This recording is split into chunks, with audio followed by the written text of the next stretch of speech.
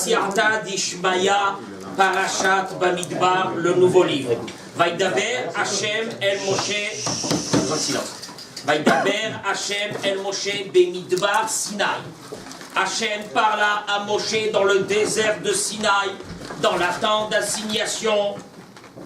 Dans le désert de Sinaï, où ils étaient? Dans la plage? Où ils étaient pendant 40 ans? Où la Torah a été donnée? Dans le désert de Sinaï. Qu'est-ce que la Torah a besoin de préciser? Bemidbar Sinaï, Beohel Moed. Alors, la date aussi, c'est Be'ehad HaChodesh HaSheni. C'est le premier jour du second mois de la seconde année de la sortie d'Égypte. C'est-à-dire que là, ils sont sortis d'Égypte, ça fait 2 ans, et la Torah, Hachem, il demande à Moshe de recenser, de faire un recensement de toute l'assemblée des Béné Israël, selon leur famille, etc. Rachid dit tout de suite, Mitor Hibatam Lefanav Mone Otam. Akadosh Baruch Hu, il veut nous montrer tellement qu'il nous aime, et donc il nous compte. Kol Sha'a, à tout moment. Parce que c'est pas la première fois, Laurent, qu'on a été compté depuis 2 ans. Kshiyatsumi Mitzrayim Mena'an. Quand ils sont sortis d'Égypte, il les a comptés. Ba'egel Mena'an. Au moment de la faute du vaudor, il les a comptés. Pour connaître le nombre de ceux qui restaient. Quand il est venu pour faire résider sa présence, sa Shekhinah, le Rosh Chodesh Nissan de la première année, il les a comptés. Et là, ici, au second mois de la seconde année, il les a comptés. 4 recensements en espace de 2 ans. Là-bas, Bishima. Alors il dit, parce qu'Akadosh Baruch Hu, tellement qu'il nous aime, qu'il nous compte comme quelqu'un qui a des diamants dans une boîte. Qu'est-ce qu'il fait de temps en temps? Le plaisir, c'est quoi? C'est de les poser comme ça et de les compter. C'est parce qu'on a quelque chose qu'on aime. Donc Akadosh Baruch Hu a demandé à ce qu'on les compte. Et d'ailleurs, la Torah, elle nous dit quelques psukim après, la Torah, elle nous dit quel était le nombre. Le nombre était de 650, voilà, de 603 550. C'est pas pour Rabat. 603 550. C'était déjà des Tunisiens? Hein? C'était déjà des Tunisiens? Pourquoi? 550. 550. Bon, ok, très bien. Ah oui, on avait à peine 2 cents, c'est tout. Exagère. 603 000 Marocains, 550. Non, Rabat. Alors, il faut savoir que nos sages nous disent que Parashat Bamidbar, elle tombe toujours avant Mahamad Ar-Sinaï, avant le don de la Torah. Pourquoi? Alors, on va voir une des raisons. Pourquoi on compte les Béné Israël à l'approche justement de Shavuot et du don de la Torah? Eh bien, nos sages nous disent que dans Parashat Vayetze, dans le Midrash, dans Parashat Vayetze, que si, on va le voir, que s'il manquait un seul de ces 600 000 au moment du don de la Torah n'aurait pas été donnée. Parce que tous nos âmes à nous que nous avons depuis 3300 ans, tous nos âmes à nous descendent des racines seulement de 600 000, pas plus. C'est-à-dire que dans notre âme, il y a une partie, la racine de notre âme, elle se trouvait au moment de Mahamad Ar-Sinaï. Et donc la Torah te dit dans la paracha de cette semaine, le compte des Béné Israël, 600 000 personnes qu'il y avait. Et d'ailleurs, on va voir le Midrash, qu'est-ce qu'il dit dans Parashat Vayetze. Parashat Vayetze, je remonte là, hein, on remonte très loin. C'est la paracha où Yaakov Avinu arrive chez Lavan pour la première fois. Et vous vous rappelez qu'il est arrivé devant le puits, et il y avait des troupeaux qui étaient en train de se rassembler, et il y avait une grosse pierre sur le puits, et on sait que Yaakov, par sa force, il a, comme le bouchon d'une bouteille, il a enlevé. Et regardez qu'est-ce qui est extraordinaire, parce que le Midrash, il dit, Vayar, il a vu, Veine Be'er Basadeh, c'est le verset dans Parashat Vayetze. Il a vu un puits dans le champ, il dit le Midrash, Rabbi Yochanan, il dit, Midrash dans Bereshit, Rabba Parashat Haïm, il dit le Midrash, Vayar Veine Be'er, il a vu un puits, c'est Sinaï, c'est le mont Sinaï. Veine Sham, Shelosha, Edritsod, et il y avait là-bas 3 troupeaux. C'est pas des troupeaux, non pas que la Torah nous raconte une histoire. C'est les Kohanim, les Lévi'im et les Israël, devant le mont Sinaï. Le passage qui continue, Kimina à Be'eraou, car de ce puits-là, eh bien les bergers puisaient de l'eau pour donner à leurs troupeaux, chez Misham, Shamro, Aseret, Adiberot, il dit le Midrash. c'est le puits, ça symbolise le mont Sinaï que de là-bas, on a puisé les 10 commandements. Ve'aven Gedola, il y avait une grande pierre. Zoshrina, il dit le Midrash, c'est l'esprit d'Hachem. Et le Midrash, il continue et il dit, chez Ilou Hayou Israël. Qu'est-ce que ça veut dire? Et tous les troupeaux se rassemblaient.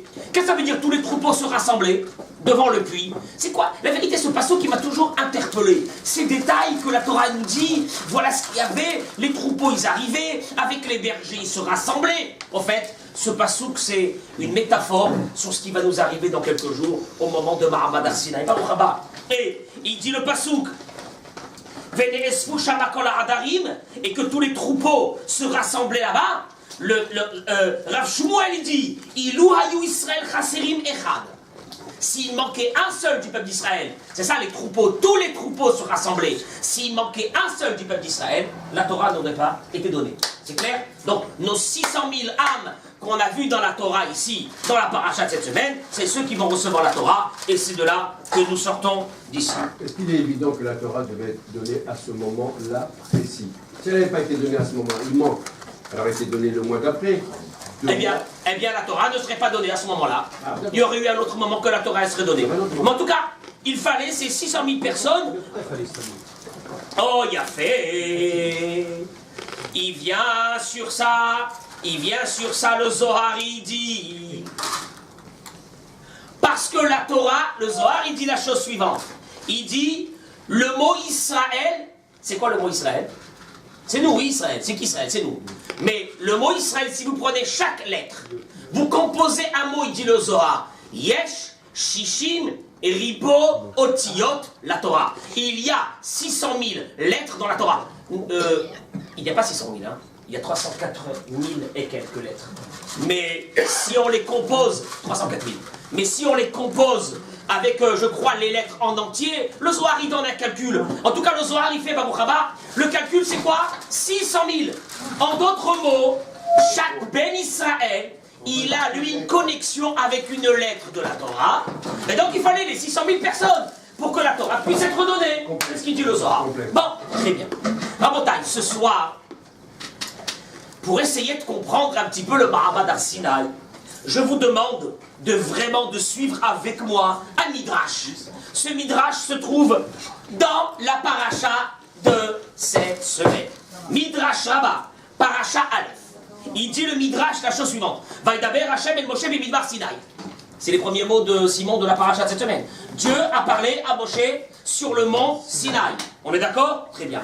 Lama b'midbar Sinaï. Pourquoi la Torah a eu besoin de nous dire que c'était dans le désert de Sinaï? On savait où ils étaient les bénis Israël. Ils étaient dans le désert de Sinaï. Il vient le Midrash, il continue, il dit Mikan Shanu Hachamim. Écoutez-moi bien, je vous en prie, parce que tout le cours va être sur ce Midrash. De là, nos sages nous ont appris. Bishlosha Dvarim Nitna Torah. La Torah, elle a été donnée dans 3 choses. Dans 3 choses, la Torah elle a été donnée. Dans lesquelles? Baesh, dans le feu. Bamaïm, dans l'eau. Bamidbar, dans le désert. Dans le désert. Baesh, il dit le Midrash, où on le sait que c'est dans Baesh? Chez Neymar, parce qu'il est marqué vers Sinaï, Hachem Kulo. Le mont Sinaï était en feu, il y avait de la fumée. Bien. Bamaïm, dans l'eau, d'où je sais, il y a un pasouk dans Shoftim. Après le livre de Yoshua, il y a le livre de Shoftim. Il y a un pasouk là-bas qui rappelle le don de la Torah et qui dit Gam Shamaim Natfu, Gam Avim Natfu Maïm. Il y avait des nuages, il y avait de l'eau. Il y avait de l'eau, ça coulait de l'eau. Il y avait le feu, la fumée, de l'eau. Ça, c'est donc, il y a le feu, on a l'eau, ou Bamidbar, d'où on le sait. Vaidaber Hashem el Moshe, Bemidbar Sinaï. La Torah elle a été donnée dans ces 3 choses. Ça veut dire que... Bon, c'est sympa, sans plus. Ça veut rien dire. C'est pas sur ça que moi je vais discuter avec vous. Or, on va parler 1 heure de ça. Alors, qui est évident, c'est pas sur ça. Très bien. Le Midrash, il continue et il dit Et pourquoi la Torah a été donnée par le feu, l'eau et le désert? Pourquoi? Alors la Torah nous dit, le Midrash il dit comme ces 3 choses sont gratuites pour le monde entier, car d'ivrei Torah chinam hem. Ainsi, les paroles de Torah sont gratuites. Ça ne veut pas dire grand-chose. Bon, on sait que le feu, tu peux aller demander tu peux allumer une cigarette, tu demandes à quelqu'un du feu, il ne va pas te faire payer. Tu as besoin d'un verre d'eau, tu demandes un verre d'eau, on te donne un verre d'eau. Le désert, c'est gratuit. Celui qui veut, il rentre dans le désert. On est d'accord, il n'y a pas de taxe. Il n'y a pas de péage avec des taxes pour rentrer dans le désert. Tu rentres dans le désert, c'est gratuit. Comme ces trois choses sont gratuites, ainsi la Torah, elle est gratuite. Ça veut dire quoi la Torah? C'est très léger. C'est extrêmement léger, c'est pas seulement que c'est léger. On va voir qu'il y a un problème. 2 minutes. Comment? Le livre Soukat David. Je vous en prie, écoutez-moi parce qu'on n'a pas le temps, on a beaucoup de choses à dire et il faut qu'on sorte d'ici ce soir prêt pour Shavuot. On est d'accord ou non? Oui. Très bien, je commence. Le livre Soukat David, il dit la chose suivante. Au fait, ces trois choses, le feu, l'eau et le désert, représentent trois chemins pour étudier la Torah. J'explique, et il commence. Il dit le feu. Eh bien, le feu, il ramène une Gemara. La Gemara dans Masechet Ta'anit, Daf Zayin, elle dit la chose suivante. Amar Rabba Bachana, il a dit Rabba Bachana. Lama nimshelu divrei Torah ke'esh. Pourquoi les paroles de Torah ont été apparentées à le feu? Et il dit, Ma'esh, comme le feu, et Nodolek iridi, il ne peut pas s'allumer seul et rester allumé. Il a besoin d'avoir en bas quoi? Ou du bois, ou du papier, ou quelque chose. On est d'accord ou non? Un feu ne peut pas vivre sans être alimenté par quelque chose. Ainsi, les paroles de Torah, En mitkaimim beyechidi. Quelqu'un qui étudie seul la Torah, ce n'est pas de la Torah. La Torah, il faut l'étudier en Chavruta. Pas de Chavruta, pas de Torah. Ça veut rien dire, cette Torah. C'est sympathique de prendre un livre seul. Mais si on veut étudier du Talmud, si on veut étudier Torah chez Be'alpeh de la Gemara, il faut avoir une Chavruta. Il n'y a pas, je vais rester chez moi à la maison, j'ai pas envie d'aller au shirour avec le Rav et avec les amis, je veux le faire seul à la maison. Tu peux le faire ça une fois. Mais une Torah, elle a besoin, comme le feu, d'être alimentée par quelque chose. Ce quelque chose, la Gemara étudie dans Masechet Ta'anit, c'est la Chavruta. Pas de Chavruta, pas de Torah. Donc, on va dire, voilà une indication à ce que c'est que les paroles de Torah ont été ressemblées à du feu. Deuxième chose, il dit, Chazal nous dit, deuxième chose, c'est quoi? C'est que comme les paroles de Torah, quand on sait qu'on allume un feu, on prend une bougie et on en allume une deuxième, est-ce que la première bougie va lui manquer? Non. La même chose. Les paroles de Torah, un homme a l'obligation de les enseigner aux autres et il ne perdra pas son temps. Ah, j'enseigne, je perds mon temps. J'aurais pu peut-être à ce moment-là aller moi et étudier la Torah. Non, tu ne perds rien. En transmettant ta Torah à quelqu'un d'autre, c'est comme le feu. Quand tu allumes d'un à l'autre, tu ne perds rien. Deuxième chose. Troisième chose encore sur le feu. Il dit Soukat David, c'est que le feu a un pouvoir de purifier la matière. Quand vous prenez une pépite d'or ou une pépite d'argent, vous avez besoin de la brûler avec le feu pour en faire sortir ce qu'il y a à l'intérieur de mauvais. Ce qu'on appelle en hébreu les sigim. D'enlever ce qu'il y a à l'intérieur de mauvais. Ainsi, les paroles de Torah, c'est comme du feu David. Elles rentrent à l'intérieur du corps de la personne et elles modifient la personne. Et elle a un pouvoir, la Torah, de briser les midotes et les traits de caractère mauvais de la personne. Et souvent des choses terribles qu'il peut y avoir dans un être humain. L'étude de la Torah, elle nettoie la personne comme le feu nettoie la personne. Ce sont les trois choses. Maintenant, Maïm, on a dit de l'eau. C'est quoi de l'eau? Eh bien... Naturel. Comment? Parce qu'il a le naturel. Il y a un pasouk dans Bamidbar, je crois que c'est Bil'am qui l'a amené. Il a comparé les tentes des Béné Israël à des ruisseaux. La Gemara dit ça veut dire quoi? Comme les ruisseaux, celui qui rentre à l'intérieur, il fait le mikvé, il enlève de lui l'impureté. Ainsi les tentes qui veulent dire un endroit de Torah à la Rubari, quand tu rentres à l'intérieur, un homme qui a dans le ciel sur lui un contrat, on lui enlève. Comme la Toum'a, quand tu rentres dans l'eau, on enlève. Nous dans le ciel, s'il y a une xéra sur quelqu'un, on lui permute cette xéra-là parce qu'il se trouve dans un endroit de Torah. La même chose, c'est comme l'eau. Tu rentres dans un mikvé, tu étais impur, tu ressors pur. Tu rentres dans un Beth Midrash avec un dossier, tu ressors sans le dossier. C'est clair? Ça, c'est ce que nos sages nous disent. Le désert. Alors, le désert, Chazal vient et nous disent, le désert, c'est simple. On a déjà parlé une fois de ça. Le désert, c'est un endroit où, quand on rentre à l'intérieur du désert, pour passer un moment, quelques journées, on sait bien que on prend avec nous le strict minimum. Dans un désert, tu ne vas pas trouver à 400 km à l'intérieur du désert quelqu'un qui va faire un méchoui. Il n'y a rien. Il n'y a pas d'eau, il n'y a pas... Tu prends un morceau de pain. On va dire que le désert, c'est un endroit où tu vis avec le strict minimum. La Torah, elle te dit, la Torah, elle est acquise par le désert. Qu'est-ce que ça veut dire par le désert? Que celui qui veut apprendre et étudier la Torah, comme on a dit Cyril souvent, et Stéphane, et qui veut rester en mode kiffage, il peut rester en mode kiffage, mais il n'apprendra pas la Torah. L'étude de la Torah, il faut s'éloigner des plaisirs, s'éloigner de pas mal de choses, parce que sans ça, tu ne pourras pas étudier la Torah. Laisse tomber, c'est pas la peine. C'est pas la peine. Bien sûr que, si tu veux rester devant l'écran et voir le... Comment il s'appelle les matchs qu'il y aura en France, là, ici? L'euro, le sugar, il court derrière là-bas. Bah, tu veux passer ton temps. Ça va un petit peu, c'est bien. Tu veux passer ton temps là-bas. Bien sûr qu'il n'y aura pas Torah. C'est évident qu'il n'y aura pas Torah. On n'enlève pas de la Torah pour des matchs. C'est clair. Voilà, c'est le désert. Mais on peut voir des matchs. Hein? Oui, bien sûr qu'on peut voir. Bien sûr qu'on peut voir. Celui qui est aux toilettes, dans le toilette. Dans le toilette. Après, dommage pour ce temps. Dommage pour le temps. Dommage pour le temps. En tout cas, il en sort une chose. L'eau, le feu et le désert. Ces trois formes de, on va dire, de dématérialiser un petit peu l'être humain et de le rendre un peu plus spirituel. Le feu, la Torah, elle enlève un petit peu de la personne, toute la dame qui est à l'intérieur de lui, tout ce qu'il y a dans sa tête, elle lui enlève, elle le nettoie.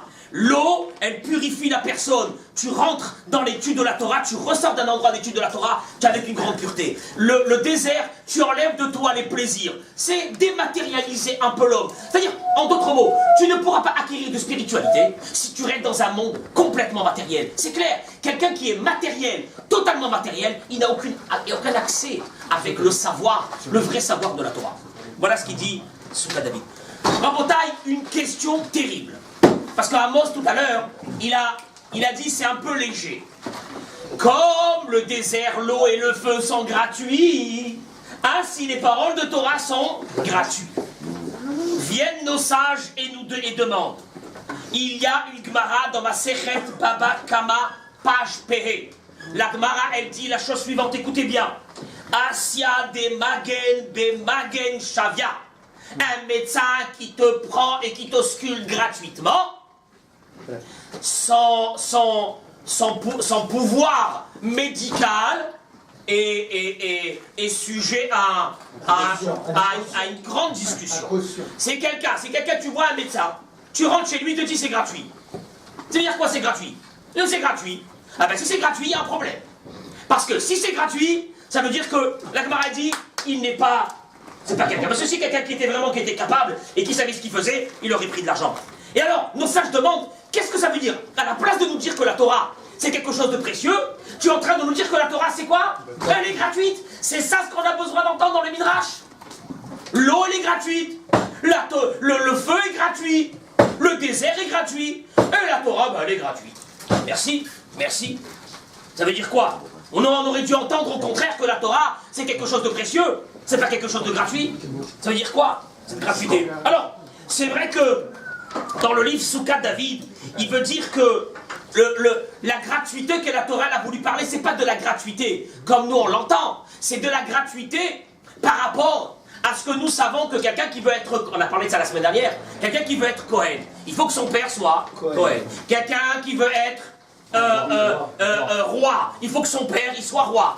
Mais quelqu'un qui veut étudier la Torah, même si ses parents n'ont aucun rapport avec la Torah, il a toute la possibilité de devenir comme Rabbi Akiva. Rabbi Akiva, à l'âge de 40 ans, à Amma Haaretz, un ignorant total, deux parents convertis. Il se marie avec Rachel, elle le prend et elle le met dans un Beth Midrash, et elle lui dit il n'y aura que ça. Et il étudie la Torah. Sans ça, on n'aurait pas eu pratiquement toute la Torah chez Baal Pé. Par qui? Par Rabbi Akiva. C'est ça la gratuité. La gratuité, c'est-à-dire, on n'a pas besoin, entre guillemets, d'avoir un pédigré pour entrer étudier la Torah. La Torah, elle appartient à tout le monde. Et encore une fois, je rappelle, chez nous, il n'y a pas de rabbin. Tout le monde doit devenir des rabbinim. C'est clair? On n'est pas à l'église. Tout le monde est Abdil. Tout le monde doit devenir des rabbinim. La Torah n'est pas donnée à certains initiés. Elle est donnée à tout le monde. C'est un petit peu l'image, entre guillemets, d'après lui, de la gratuité. Mais ceci dit... C'est l'accessibilité alors. Oh, voilà, l'accessibilité. Mais, en tout cas, nos sages restent amos dans cette question. Qu'est-ce que ça veut dire que la Torah, elle est gratuite? C'est un terme qui est très grave. De dire que la Torah, elle est gratuite, ça veut dire quoi? Qu'est-ce que ça veut dire? Surtout que, on va prendre comme référence, vous dites que la Torah elle est gratuite, moi je voudrais bien. Or, si j'ouvre le livre de Tehilim, Kouf Yutet, David Ameler, qu'est-ce qu'il a dit? Tovli Torat Picha, mais alfe Zahav Chasef. Mieux est pour moi tes paroles de Torah de ta bouche que toute l'or et l'argent du monde. Et les diamants et les pierres précieuses du monde. Donc on voit bien que David Ameler, il ne dit pas que la Torah, elle est quoi? Elle est gratuite. Mais, et son fils Shlomo. Regardez Shlomo Ameler, qu'est-ce qu'il a écrit dans Michelet? Yekarahim mi peninim. Elle est beaucoup plus précieuse que les pierres précieuses. Vekol chafatzecha lo ishvuba. Et tout ce qu'il peut y avoir dans ce monde n'est rien, n'équivaut rien par rapport au mérite de l'étude de la Torah. Donc tu vois bien que la Torah n'a pas été remise au niveau du feu et au niveau de l'eau. Dans Shirachirim, on le dit tous les vendredis soirs, la même chose. Imiten ish et kol hon beto be'ahava, boz yabuzulo. Même si, il dit Shlomo Amelech, même si un homme il me donne sa maison remplie d'or et d'argent, en contrepartie de la Torah que j'étudie, mais je me moque de lui, ça ne vaut rien, ça ne vaut rien. Alors qu'est-ce que ça veut dire ça? Chazan viennent et nous disent, eh bien, le feu, l'eau, gratuit, la Torah elle est gratuite, c'est fini, il n'y a aucun problème. Est-ce que le feu, est-ce que c'est trois façons différentes de faire la Torah ou c'est un stade après l'autre? C'est les ensemble, ça. Les trois nous donnent une image de gratuité. Et nous, le problème, c'est de savoir comment tu peux dire sur la Torah elle est gratuite. Ça veut dire quoi elle est gratuite? C'est un terme qui veut rien dire.